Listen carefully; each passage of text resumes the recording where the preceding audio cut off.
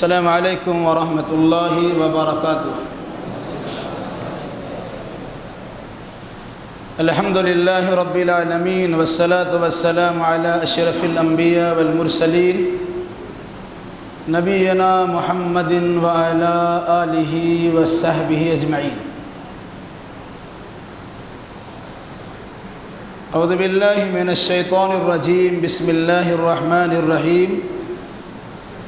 فَقُلْتُ اسْتَغْفِرُوا رَبَّكُمْ إِنَّهُ كَانَ غَفَّارًا يُرْسِلِ السَّمَاءَ عَلَيْكُمْ مِدْرَارًا وَيُمْدِدْكُمْ بِأَمْوَالٍ وَبَنِينَ وَيَجْعَلْ لَكُمْ جَنَّاتٍ وَيَجْعَلْ لَكُمْ أَنْهَارًا۔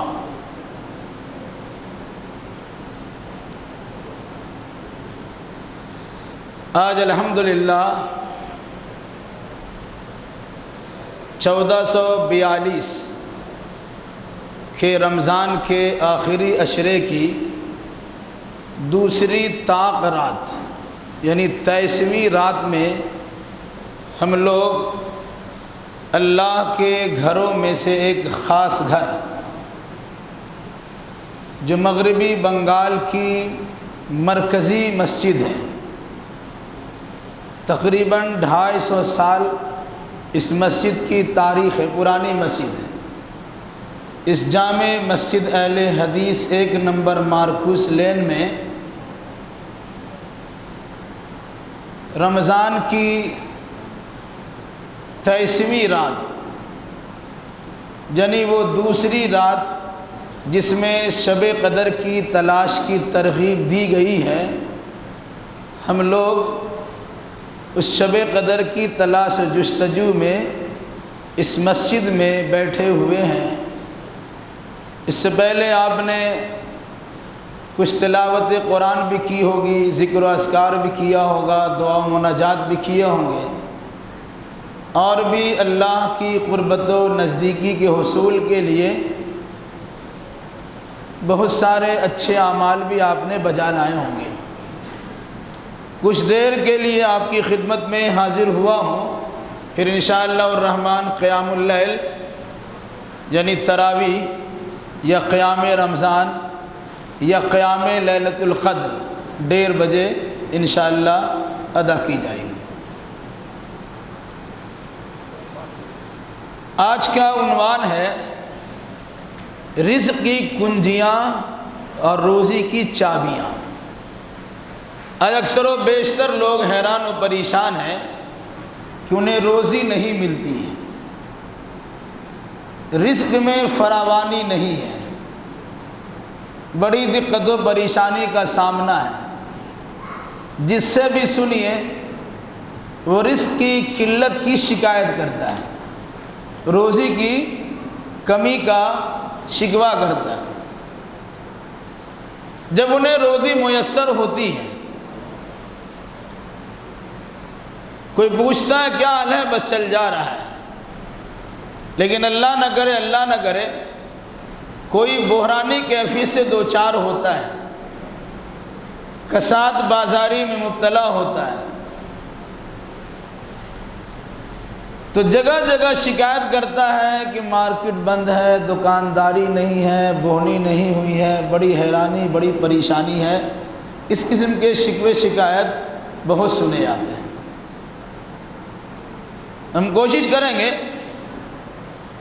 کہ ان اسباب کا تذکرہ کیا جائے کہ جن کے ذریعے سے اللہ کی جانب سے روزیاں ملا کرتی ہیں۔ یا تو بہت سارے لوگوں کو پتہ نہیں ہے، یا بہت سے لوگوں کو پتہ ہونے کے باوجود بھی نسیم منسیہ کر دے، بھلا دیے ہوئے۔ اسی بھولا ہوا سبق کو آج کے اس درس میں یاد کرانے کا ارادہ ہے۔ بہت سارے اسباب ہیں جن کی وجہ سے انسان کو روزی فراہم ہو سکتی ہے، رزق ان کو مل سکتا ہے۔ آج کے اس محدود وقت میں سارے اسباب کا بیان کرنا ممکن نہیں ہے، چند سببوں کا تذکرہ کریں گے اور انشاءاللہ باقی کا تذکرہ آئندہ رات میں۔ انسان جب حیران و پریشان ہوتا ہے اور روزی کی قلت سے دوچار ہوتا ہے، پیٹ میں دانہ نہیں ہوتا تو دن میں تارے نظر آتے ہیں۔ مفلسی سب بہار کھوتی ہے، مرد کا اعتبار کھوتی ہے۔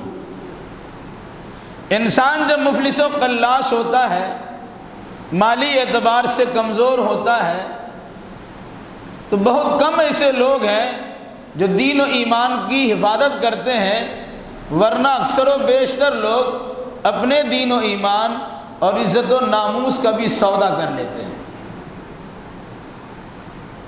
جبکہ آسانی کے ساتھ اللہ کی جانب سے روزیاں فراہم ہو سکتی ہیں، شرط یہ ہے کہ قرآن میں بیان کردہ ان اسباب کا بغور مطالعہ کیا جائے، یا قرآن میں بیان کردہ رزق کی کنجیوں کو حاصل کیا جائے۔ دروازہ بند ہے، چابی لیجئے، اسے کھولیے، اندر داخل ہوئیے اور جو کچھ لینا ہو لے لیجئے۔ تو رزق کی کنجیاں کیا کیا ہیں، روزی کی چابیاں کس طرح سے میسر ہوتی ہیں، اور پھر روزی کس طرح ملتی ہے، انہی میں سے چند اسباب و وجوہات کا تذکرہ آج کے اس درس میں انشاءاللہ کیا جائے گا۔ پہلی چیز توبہ و استغفار۔ انسان اگر گناہ کرتا ہے، انفرادی گناہ کرتا ہے یا اجتماعی گناہ کرتا ہے، انفرادی گناہ کے نتیجے میں انفرادی پریشانی آتی ہے، اجتماعی گناہ کرنے کے نتیجے میں عالمی وبا اور پریشانی آتی ہے۔ تو انفرادی ہو یا اجتماعی، ہر انسان کو اپنی غلطیوں پر اشک ندامت بہانا چاہیے۔ قرآن کہتا ہے کہ من اعرض عن ذکری فإن له معیشة ضنکا، جو انسان میرے ذکر سے منہ موڑتا ہے، میرے یاد کرنے سے غافل ہوتا ہے، تو ہم اس کی معیشت تنگ کر دیتے ہیں یا اس کا جینا دوبھر کر دیتے ہیں۔ عقیدے کو مضبوط رکھیے گا، نہ کوئی کسی کو مال دیتا ہے اور نہ کوئی کسی کا مال ضبط کر سکتا ہے۔ روزی دینے والا اور روزی نہیں دینے والا، یا روزی زیادہ دینے والا اور روزی میں کمی کر دینے والا، اللہ کے سوا کوئی نہیں ہے، یاد رکھیے گا۔ کسی کے اقتدار حکومت میں آنے کے نتیجے میں آدمی پریشانی سے دوچار ہو گیا تو مورد الزام ٹھہراتے ہیں جب سے فلاں کی حکمرانی ہوئی ہے بھوکمری سے دوچار ہو گئی، فلاں آدمی کو مورد الزام ٹھہراتے ہیں، لیکن فلاں کو اللہ نے مسلط کیوں کیا ہے، اس کی اصلی وجہ بھی انسان کی نگاہ نہیں آتی۔ باسنا علیہم اولی باس شدید، اللہ تعالیٰ کبھی کبھی لوگوں پر اپنا سخت کڑیل قسم کا بندہ مسلط کر دیتا ہے جو ایسے لوگوں کی زندگی کو حیران و پریشانی میں ڈال دیتا ہے۔ تو کسی کے اقتدار سے، کسی کی حکمرانی سے، کسی کی حکومت سے نہ کسی کی روزی میں کمی آتی ہے، نہ کسی کی روزی میں اضافہ ہوتا ہے۔ جب تک اللہ تبارک و تعالیٰ کی مشیت ہوتی ہے تو فراوانی چلتی رہتی ہے، جب اللہ کی مشیت ہوتی ہے تو اس میں بحرانی کیفیت آ جاتی ہے۔ اس لیے کہ روزی دینے والا، روزی روک لینے والا اللہ ہے۔ اگر اس عقیدے کو سامنے رکھیں گے تو زیادہ حیرانی پریشانی نہیں ہوگی۔ خطا اور غلطی کی بنیاد پر اللہ انسان کی روزی میں کمی کر دیتا ہے، اسے بحرانی کیفیت میں مبتلا کر دیتا ہے۔ کساد بازاری کا معاملہ ان کے سامنے آتا ہے، بظاہر انسان لگتا ہے ہٹا کٹا مشٹنڈا ٹھاٹ باٹ سے ہے، لیکن ظاہری کپڑے ٹھاٹ باٹ کے ہیں، اندر میں کھوکھلے ہیں۔ اکثر و بیشتر لوگوں کا حال یہی ہے۔ پھر جو وقتی پریشانیاں ہمارے سامنے ہیں، اس کے نتیجے میں آدمی کے پاس رکھا سرمایہ بھی آہستہ آہستہ برف کی سل کی طرح ختم ہوتا چلا جا رہا ہے۔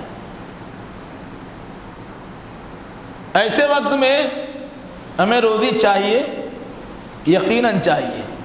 روزی چاہنے کے لیے ہمارے اندر کون سی صفت پیدا ہونی چاہیے، میں چند صفتوں کا تذکرہ آج کے اس درس میں کرنا چاہتا ہوں۔ پہلی چیز، گناہوں سے توبہ و استغفار۔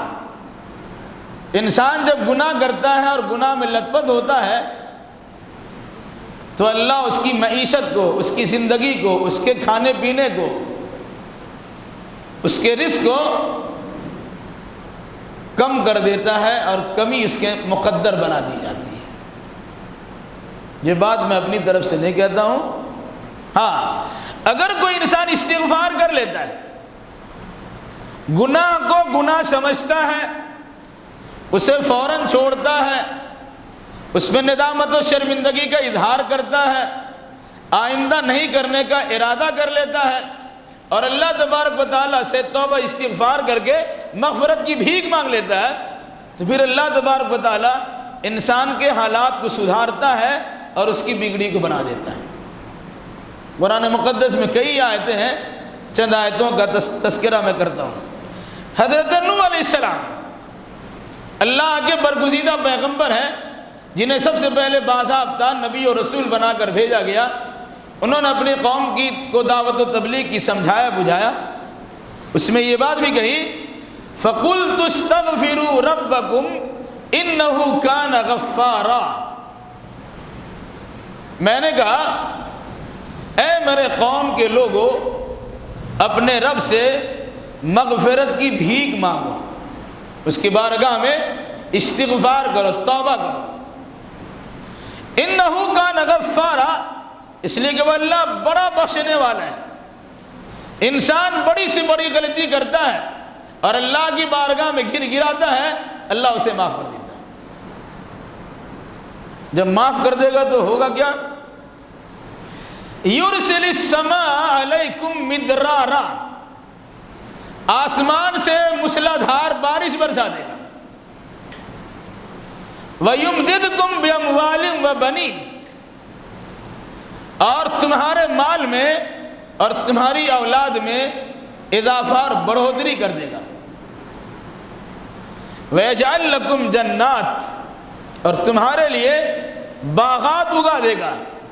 وَيَجْعَلْ لَكُمْ أَنْهَارًا، اور تمہارے لیے نہریں جاری کر دے گا۔ چار چیزوں کا تذکرہ ہوا اس آیت کریمہ میں۔ اگر کوئی انسان اللہ کی بارگاہ میں استغفار کرتا ہے تو پہلی بات یہ کہ اللہ تبارک و تعالیٰ معاف کر دیتا ہے، گناہ ان کا معاف ہوا۔ لیکن استغفار کرنے کے دنیاوی فائدے کیا ہیں؟ ان میں سے چار فائدوں کا تذکرہ قرآن نے اس آیت کریمہ میں کیا ہے۔ پہلی بات، جب برائی عام ہوتی ہے تو پانی کا قطرہ آسمان سے اترنا بند ہو جاتا ہے، قحط سالی ہو جاتی ہے، سوکھا پڑ جاتا ہے، کھیت کھلیان میں ویرانی آ جاتی ہے۔ ظاہر سی بات ہے، جہاں سے کھانے پکانے کا سامان ملتا ہے وہیں نہیں ہے، تو آپ پیسے لے کے بھی گھومیں گے وہ چیز آپ کو میسر نہیں ہوگی۔ تو کہا یرسل السماء علیکم مدرارا، اللہ تمہارے اوپر آسمان سے برکھا برسائے گا، اور رحمتوں کا برکھا بھی ہو سکتا ہے، مغفرتوں کا برکھا بھی ہو سکتا ہے، روزی کی برسات بھی ہو سکتی ہے۔ ساتھ ساتھ وَيُمْدِدْكُمْ بِأَمْوَالٍ وَبَنِينَ، مال بھی بڑھ جائے گا اور اولاد میں بھی اضافہ ہو جائے گا۔ اور اسی پر بس نہیں ہے، جب انسان کے پاس خوشحالی آتی ہے، شادی بیاہ کے بعد اس کے بعد بچے آتے ہیں، تو وہ سوچتا ہے کہ ہمارے پاس کوئی باغ ہو جس کے نیچے نہریں جاری ہوں، اور آشائش کی زندگی گزارنے کے لیے ہم وہاں ٹہلیں اور گھومیں اور پھریں۔ اللہ کہتا ہے وَيَجْعَلْ لَكُمْ جَنَّاتٍ وَيَجْعَلْ لَكُمْ أَنْهَارًا، اللہ تمہارے لیے باغات بھی تیار کر دے گا اور نہریں بھی جاری کر دے گا۔ یہ در حقیقت باغ اور نہر کا ہونا خوشحالی کی علامت ہے۔ تو استغفار کرنے کے نتیجے میں خوشحالی آتی۔ اسی طرح دوسری آیت ہے، حضرت ہود علیہ السلام ایک نبی، انہوں نے اپنے قوم کے لوگوں سے کہا وَيَا قَوْمِ اسْتَغْفِرُوا رَبَّكُمْ ثُمَّ تُوبُوا إِلَيْهِ يُرْسِلِ السَّمَاءَ عَلَيْكُمْ مِدْرَارًا وَيَزِدْكُمْ قُوَّةً إِلَىٰ قُوَّتِكُمْ وَلَا تَتَوَلُّوا مُجْرِمِينَ۔ حضرت ہود علیہ السلام نے اپنی قوم عاد سے کہا اے میرے قوم کے لوگوں، اپنے رب سے مغفرت کی دعا مانگو اور اسی اللہ سے توبہ کرو، اسی اللہ کی بارگاہ میں متوجہ ہو جاؤ، جھک جاؤ۔ فائدہ کیا ہوگا؟ فرمایا یرسل السماء علیکم مدرارا، تمہارے پر آسمان سے برکھا برسے گا، بارش کی شکل میں ہو یا رحمت کی شکل میں ہو یا مغفرت کی شکل میں ہو یا رودی کی شکل میں ہو، کتنا چاہیے۔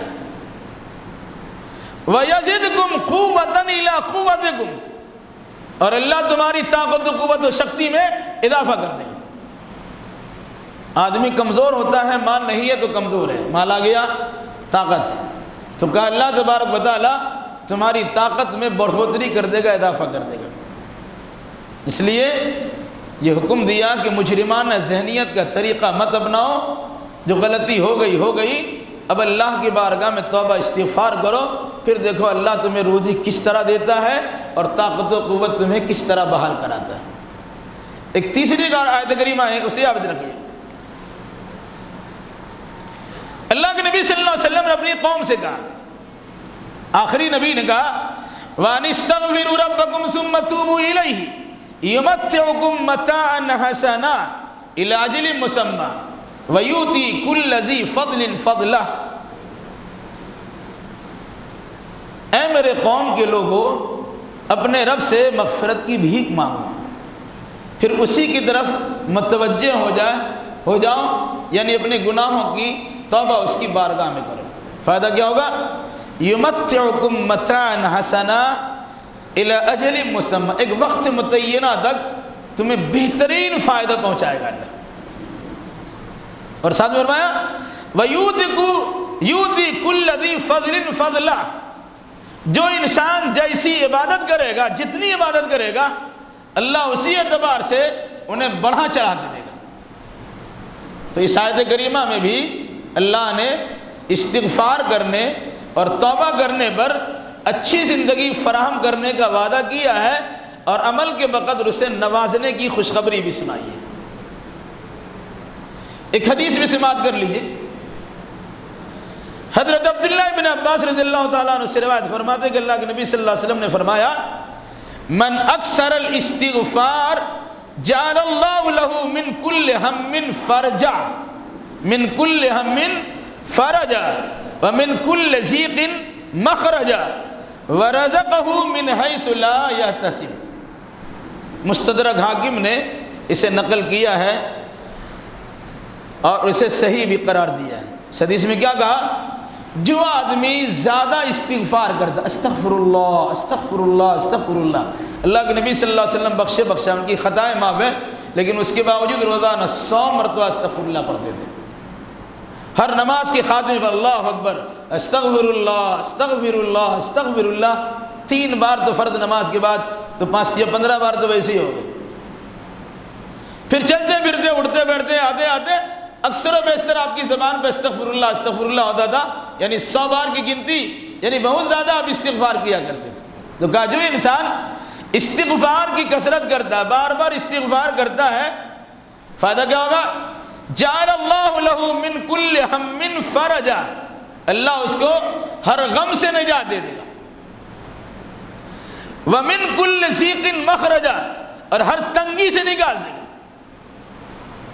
جسمانی بیماری ہو، ذہنی بیماری ہو، مالی پریشانی ہو، اولاد کی طرف سے پریشانی ہو، بیوی شوہر کی طرف سے پریشانی ہو، خاندان علاقے کے لوگ پریشانی ہو، ساری پریشانیوں کو اللہ تبارک و تعالیٰ اس استغفار کے نتیجے میں دفع کر دے گا۔ کوئی معیشت کے اعتبار سے تنگ ہے، پریشان ہے، ان کا جینا دوبر ہو گیا، اللہ کے نبی صلی اللہ علیہ وسلم کے فرمان کے مطابق وَمِن كُلِّ ضِيقٍ مَخْرَجًا، ہر تنگی سے نکلنے کا راستہ اللہ دے دے گا۔ اور پھر کہا وَرَزَقَهُ مِنْ حَيْثُ لَا يَحْتَسِبُ، اسے ایسی جگہ سے روزی پہنچائے گا جہاں انسان کا وہم و گمان بھی نہیں ہے۔ تو استغفار کی فائدہ ہے۔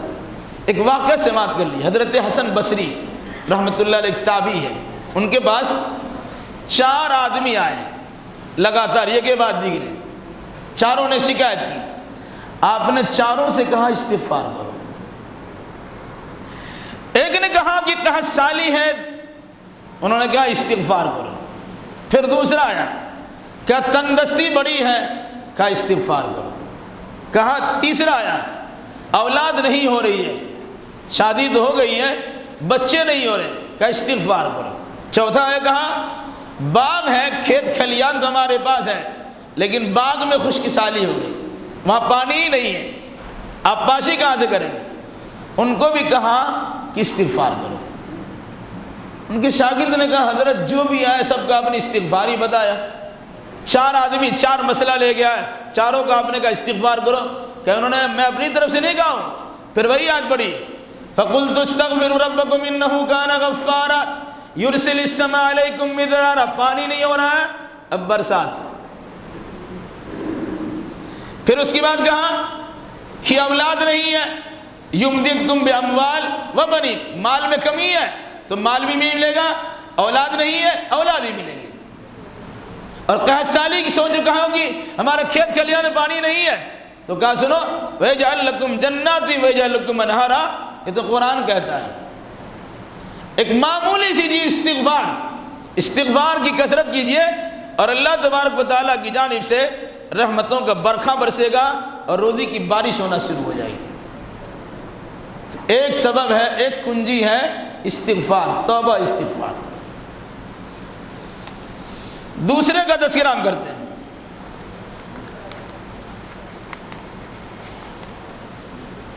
دوسری کنجی یا دوسرا سبب، دوسری وجہ،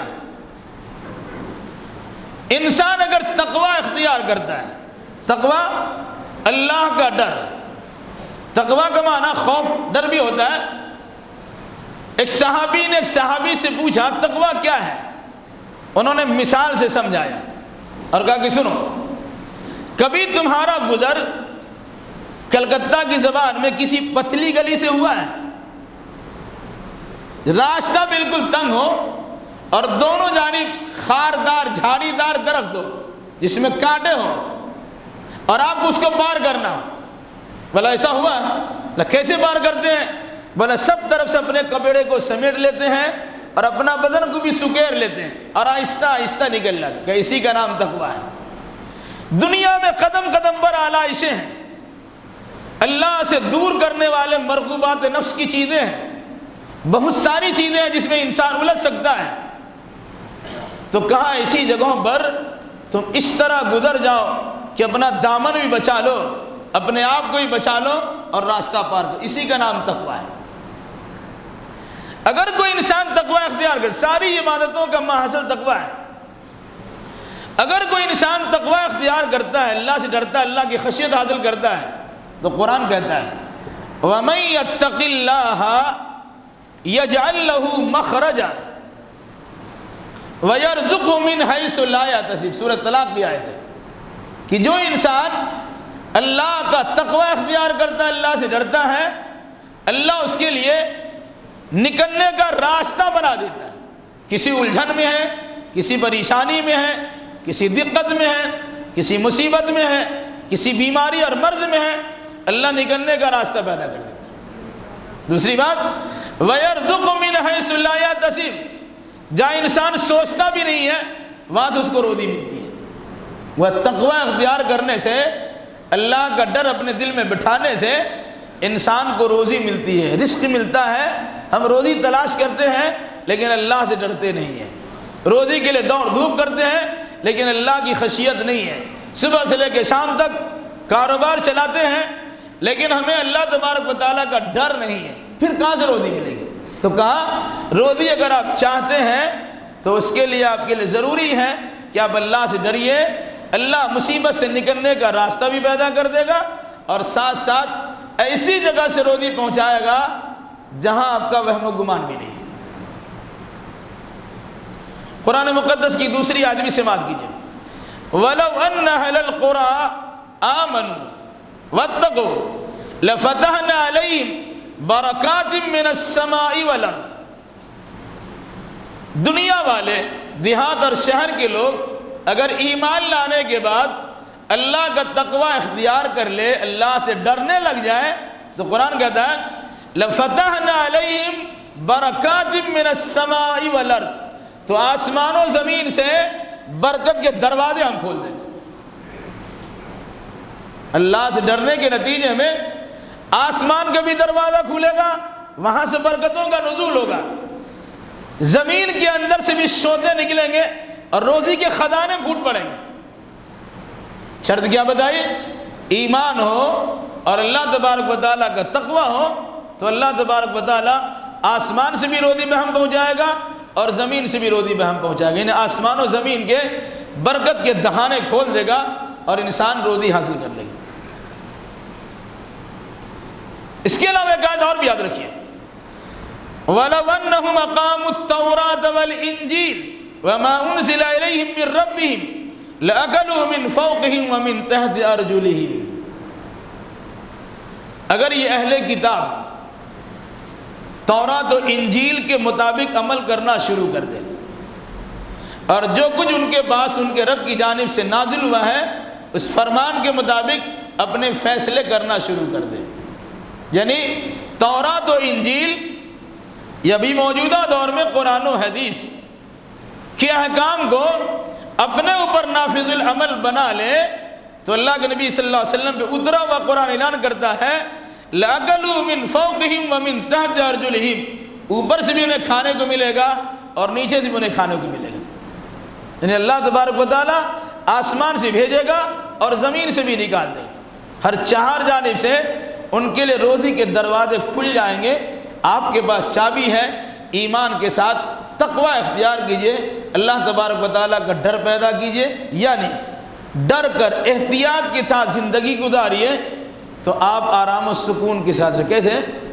ایک آدمی کے پیسے بہت ہیں لیکن اس کو بری لت لگ گئی ہے، اس کے پیسے فضول خرچی میں، بری حرکت میں کس طرح صرف ہوتے ہیں، 2-4 دن کے لیے تو بڑی چیزیں مل جاتی ہیں لیکن بعد میں مفلس و قلاش انسان بن جاتا ہے، سب کچھ لٹا کے ہوش میں آتا ہے۔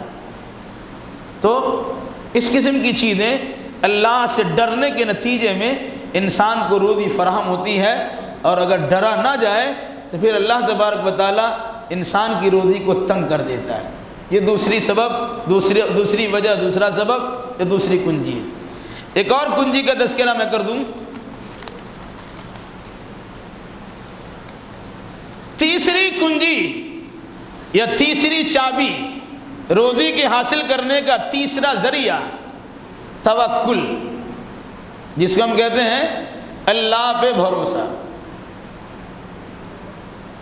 انسان اگر اللہ پہ بھروسہ کرتا ہے فائدہ کیا ہوگا؟ وَمَن يَتَوَكَّلْ عَلَى اللَّهِ فَهُوَ حَسْبُهُ إِنَّ اللَّهَ بَالِغُ أَمْرِهِ قَدْ جَعَلَ اللَّهُ لِكُلِّ شَيْءٍ قَدْرًا۔ جو انسان اللہ پہ توکل کرتا ہے اللہ اس کے لیے کافی ہو جاتا ہے۔ بھروسہ کرے اللہ پر، اللہ اس کے لیے کافی ہو گیا۔ اب کسی کے پاس دوڑ دھوپ کرنے کی زیادہ ضرورت نہیں ہے، جو کام کاج کرنا ہے کام کاج کرنا ہے، اللہ سے لو لگانا ہے، اللہ تبارک و تعالیٰ ضرور دے گا۔ کہا اللہ انسان کے لیے کافی ہے، جس کے لیے اللہ کافی ہو جائے۔ ایک مہاجن کو انسان پکڑتا ہے، کمپنی پکڑتا ہے، اس کی روزی روٹی بڑی آرام سے چلتی ہے، اور یہ کب ختم ہو جائے اللہ کو معلوم، لیکن اللہ کا سہارا اگر کسی نے لے لیا اور اللہ کے مضبوط رسی کو تھام لیا یا اللہ پہ بھروسہ توکل کر لیا تو اللہ تبارک و تعالیٰ تو ٹوٹنے اور چھوٹنے والا نہیں ہے۔ ہم چھوڑ دیں تو الگ سی بات ہے، مگر اگر اللہ سے ہم نے رشتہ جوڑ دیا ہے تو اللہ کبھی ہمیں چھوڑے گا نہیں۔ کیا کہا؟ وَمَن يَتَوَكَّلْ عَلَى اللَّهِ فَهُوَ حَسْبُهُ، جو اللہ بھروسہ کرتا ہے اللہ اس کے لیے کافی ہے۔ یہاں پر ایک حدیث سنا دیں، توکل کا معنی یہ ہرگز نہیں ہے کہ آدمی سوچ لے میری تقدیر میں تو روزی ہے ہی، بستر پہ آرام سے سوئے، کچھ قائم کچھ کام کاج نہیں کرے، یہ خلاف ہے۔ ضروری ہے آپ کام کاج کے لیے نکلیے، روزی کی تلاش میں، اس کے تگادوں میں گھر سے باہر جائیے، ہاتھ پیر مارنے کی کوشش کیجیے، لیکن بھروسہ اللہ ہی پہ کیجیے۔ ایک حدیث سماعت کر لیجیے، عن عمر بن خطاب رضی اللہ تعالی عنہ قال قال رسول اللہ صلی اللہ علیہ وسلم لو انکم توکلون علی اللہ حق توکلہ لرزقتم کما ترزق الطیر تغدو خماسا وتروح بطانا۔ عمر بن خطاب فرماتے ہیں کہ اللہ کے نبی صلی اللہ علیہ وسلم نے فرمایا کہ لوگوں، اگر تم اللہ پہ بھروسہ کرو جیسا بھروسہ کرنے کا حق ہے، یعنی بھروسہ کا حق ادا کر دو، تو کیا ہوگا؟ تمہیں اسی طرح روزی دی جائے گی جس طرح پرندوں کو روزی دیا، چڑیا چنمن کو روزی دیا ہے، اس طرح تم کو بھی روزی دی جائے گی۔ پھر فرمایا تغدو خماسا وتروح بطانا، چڑیوں کو دیکھ لیجئے، ان کے گھونسلے میں کھانے پینے کا سامان رہتا نہیں ہے، ان کا اسٹور روم نہیں ہے، لاک ڈاؤن کے زمانے آنے سے پہلے بہت سارا سرمایہ جمع کر کے رکھ لیں گے، ان کے پاس کچھ نہیں ہے۔ ان چڑیوں اور پرندوں کو اللہ پہ کتنا بھروسہ اور وشواس ہے کہ تغدو خماسا، صبح جب وہ نکلتا ہے پرندہ اٹھ کر اس کا پیٹ خالی رہتا ہے، وتروح بطانا، اور جب شام کو اپنا گھونسلہ میں پہنچتا ہے اس کا پیٹ بھرا ہوا رہتا ہے۔ بس وہی ہے، لایا اور کھایا، آرام سے زندگی اس کی گزر رہی ہے۔ کہا اگر تم اللہ پہ توکل کرو جیسا توکل و بھروسہ کرنے کا حق ہے تو اللہ تم کو ویسی ہی روزی پہنچائے گا جس طرح پرندہ اور چڑیوں کو روزی پہنچاتا ہے۔ وہ پرندہ اپنے گھروں سے صبح کو نکلتا ہے، خالی پیٹ نکلتا ہے، اللہ کے بھروسے اللہ کے نام سے نکلتا ہے، اور شام کو جب گھر واپس ہوتا ہے اس کا پیٹ خالی نہیں رہتا، پیٹ بھرا رہتا ہے۔ کیا مطلب؟ اس طرح توکل کرنے چاہیے۔ لیکن توکل کا یہ مفہوم ہرگز نہیں ہے اب گاڑی سے آئے، گاڑی میں چابی چھوڑ دیا، مسجد میں اللہ اللہ خوب کر رہے ہیں، میری گاڑی تو وہاں ہے ہی، بچ جائے گی، کام کاج کرنے کی ضرورت نہیں، اللہ پہ توکل ہے، کھلا پلا دے گا۔ یہ توکل کا بالکل غلط مفہوم ہے۔ کیا فرمایا؟ تغدو خماسا، پرندہ اور چڑیا گھر سے نکلتی ہے، گھونسلے سے نکلتی ہے، آپ کو بھی نکلنا پڑے گا۔ آج ہے کچھ مزاج تو اللہ کھلانے والا، ہم کیا کام کریں گے؟ وہ کام چور ہوتا ہے، وہ بد مزاج ہوتا ہے، گھر کے لوگوں کو پریشان کرنے والا ہوتا ہے، سب سے جھگڑا اڑا کر کے گھر میں بند ہو جاتا، بھروسہ دلاتا کیا ہم تو اللہ بھروسہ کر لیا۔ یہ تقویٰ بگاڑنے والی بات ہے، یاد رکھیے گا، یہ مجرمانہ ذہنیت ہے۔ کیوں کہ حدیث رسول کے مطابق توکل کا مطلب یہ ہرگز نہیں ہوتا ہے کہ ظاہری اسباب کو اپنایا نہ جائے۔ ایک صحابی یا رسول اللہ میں اونٹ کو چھوڑ دیتا ہوں اللہ کے بھروسے، آپ نے کیا فرمایا؟ عاقلھا وتوکل علی اللہ، پہلے اونٹ کو کسی رسی سے کسی درخت میں کسی جگہ پہ باندھو پھر اللہ بھروسہ کرو۔ اب چھوڑ دیا اللہ پہ بھروسہ، یہ اللہ کے بھروسہ نہیں ہے۔ ظاہری اسباب اختیار کیجئے اور اللہ تبارک و تعالیٰ پہ بھروسہ کیجئے، ضرور بھروسہ کرنے سے فائدہ پہنچتا ہے۔ تو جو انسان توکل کرتا ہے اللہ ایسے انسان کو روزی بہم پہنچاتا ہے۔ بھروسہ کرنے والا اللہ یہ سوچتا ہے میرا بندہ مجھے پر بھروسہ کرتا ہے، ہم کو ضرور روزی پہنچانا چاہیے۔ ایک کنجی اور بھی سماعت کر لیجئے، انشاءاللہ باقی کل آئندہ۔ عبادت کے لیے اپنا وقت فارغ کیجئے۔ سب کچھ تو ہو ہی رہا ہے، کہتے ہیں اب پیٹ میں دانا نہیں تو اللہ کو کیا عبادت کرے، مشکلات اور پریشانی ہے تو کیا اللہ اللہ کرے، سنتا ہی نہیں اللہ، نراش اور نومید ہوئے۔ انشاءاللہ اس سلسلے میں ایک درس آپ کے پاس آئے گا، نومید یہ امید کیا، جو انشاءاللہ امید کی کرن کے عنوان سے کچھ باتیں آئیں گی۔ بہرحال بتانا مقصد یہ ہے کہ ایک انسان عبادت کے لیے اپنے وقت کو فارغ کرتا ہے تو اللہ تبارک و تعالیٰ اس کی روزی کو بہم پہنچاتا ہے، یہ سوچتے ہوئے کہ میرا بندہ میرے اوپر بھروسہ کرتے ہوئے اپنا کام کاج چھوڑ کے جا رہا ہے، فریضے کی ادائیگی کرنے کے بعد پھر کام کاج میں لگے گا تو اللہ اسے برکت دیتا ہے، روزی فراہم کرتا ہے۔ رجال لا تلہیہم تجارۃ ولا بیع عن ذکر اللہ واقام الصلاۃ وایتاء الزکاۃ یخافون یوما تتقلب فیہ القلوب والابصار۔ سورہ نور کی آیت ہے جس میں اللہ نے فرمایا اللہ کے جو خاص بندے ہوتے ہیں ان کی تجارت، ان کے کاروبار انہیں اللہ کے ذکر سے، نماز کے قائم کرنے سے، زکوٰۃ کے ادا کرنے سے غافل نہیں کرتے۔ ایسا نہیں کہ بہت بڑا کاروباری ہو کہ فرصت نہیں، کہتے سر کھجلانے کی فرصت نہیں ہے، ہم کہاں نماز میں اور جماعت میں جائیں گے۔ جو اللہ آپ کے لیے روزی کا اسباب پیدا کرتا ہے اس اللہ کو یاد کرنے کی فرصت نہیں ہے۔ کہا کہ اللہ والے جو نیک لوگ ہوتے ہیں ان کی تجارت، ان کے کاروبار، بڑا کاروباری ہے، بہت بڑے تاجر ہے، پھر ان سے کہا گیا تمہاری تجارت، تمہارا کاروبار تمہیں اللہ کے ذکر سے غافل نہ کرے۔ سبحان اللہ، الحمدللہ، اللہ اکبر، لا الہ الا اللہ وغیرہ یہ مستقل تمہارے زبان سے جاری رہنی چاہیے۔ ساتھ ساتھ جب نماز کا وقت آ جائے تو منمانی طریقے سے اپنے گھر میں، اپنے آفس میں، اپنے ہوٹل میں، اپنے دکان میں اور اپنے دوست احباب کی مجلسوں میں نماز پڑھ لیا اور اپنے منہ میاں مٹھو بن گئے، نہیں، ہرگز نہیں۔ جب علاقے میں مسجد موجود ہے اور مسجد پر لاکھوں کروڑوں کا سرمایہ ہوتا ہے، ان مسجدوں کو توڑ دیجیے اور اپنے گھر میں نماز پڑھیے۔ اور نہیں، اگر مسجدیں آپ نے بنائی ہیں تو مسجدوں میں جماعت کی حاضری ضروری ہے۔ فرض نماز بغیر کسی عذر شرعی کے نہ آفس میں جائز ہے، نہ مکان میں جائز ہے، نہ دکان میں جائز ہے، نہ گھر میں جائز ہے۔ اگر عذر نہیں ہے، شرعی عذر، تو کہیں پڑھ نہیں سکتے، نماز پڑھیے گا نماز ہی نہیں ہوگی۔ اس لیے اپنے نفاق کو چھپانے کے لیے زمان رسالت کے منافقین بھی فجر عشاء تک کی نماز کی جماعت میں حاضر ہوتے تھے۔ تو کیا کہا؟ ان کی تجارت، ان کے کاروبار اللہ کے ذکر سے، نماز کے قائم کرنے سے، جب چاہا نماز پڑھ لیا نہیں چلے گا، جہاں چاہا نماز پڑھ لیا نہیں چلے گا، سنت و نوافل ہر جگہ پڑھی آپ، لیکن فرض کے لیے مسجد میں آنا ضروری ہے۔ اللہ یہ کو فراموش کر چکے ہیں، پھر روتے ہیں کہ کاروبار میں برکت نہیں، کسٹمر ہی نہیں آتا ہے۔ دلوں کا پھیرنے والا تو اللہ بھیجا کہاں سے؟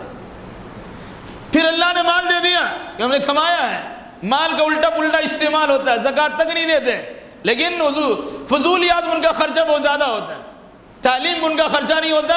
شادی بیاہ کے مسئلے دیکھ لیجیے آپ، لاکھوں کروڑوں کا سرمایہ انسان کرتا ہے، اسے کسی قسم کا خیال بھی نہیں آتا کہ اس میں دوسرے لوگوں کے بھی حقوق ہیں۔ جس قوم میں شادی بیاہ میں زیادہ خرچے ہو اور تعلیم پہ خرچہ نہ ہو، وہ قوم کیسے ترقی کرے گی؟ اب اندازہ لگا لیجیے۔ ایک حدیث سے بات کر لیجیے، ان ابی ہریرہ رضی اللہ تعالی عنہ قال قال رسول اللہ صلی اللہ علیہ وسلم قال اللہ تعالی، اللہ کی حدیث قدسی ہے، ان اللہ تعالی یقول یا ابن آدم تفرغ لعبادتی املأ صدرک غنا واسد فقرک والا تفعل ملأت یدک شغلا ولم اسد فقرک۔ اللہ کے نبی صلی اللہ علیہ وسلم کہتے ہیں کہ اللہ فرماتا ہے، صحیح ترمذی اور صحیح ابن ماجہ کی روایت ہے، اللہ کہتا ہے اے آدم کی اولاد، میری عبادت کے لیے اپنا وقت فارغ کرو۔ کام کاج میں تو بہت لگے ہوئے ہو، لیکن عبادت کے لیے وقت نکالو۔ فائدہ کیا ہوگا؟ املا صدرک غنا، تمہارے دل میں غنا، استغنا کی کیفیت پیدا کر دوں گا، دوسروں سے بے نیاز تمہیں بنا دوں گا۔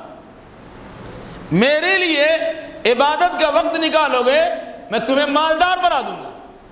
واسد فقرک، اور تمہاری فقیری اور محتاجی کے دروازے بند کر دوں گا۔ گویا اللہ کے لیے عبادت کا وقت نکالنے کے نتیجے میں اللہ فقیری کو دور کرتا ہے، امیری و خوشحالی و مالداری بخشتا ہے۔ اور اگر ایسا نہیں کیا تو وَإِلَّا تَفْعَلْ مَلَأْتُ يَدَكَ شُغْلًا، اگر تم میری عبادت کے لیے وقت نہیں نکالو گے، میں تمہارے ہاتھ کو کسی کام میں تو لگا دوں گا، مشغول کر دوں گا، وَلَمْ أَسُدَّ فَقْرَكَ، لیکن تمہاری فقیری اور محتاجی کا دروازہ بند نہیں کروں گا۔ کھٹتا ہے صبح سے لے کے شام تک، کہتے ہیں صبح سے لے کے شام تک دکان بیٹھے پوری نہیں ہو رہی ہے، صبح سے لے کے شام تک ہم اپنا کام کاج کے لیے نکلتے ہیں، کچھ سروس کوئی کام ہی نہیں ہو پاتا وغیرہ ذالک۔ کیوں؟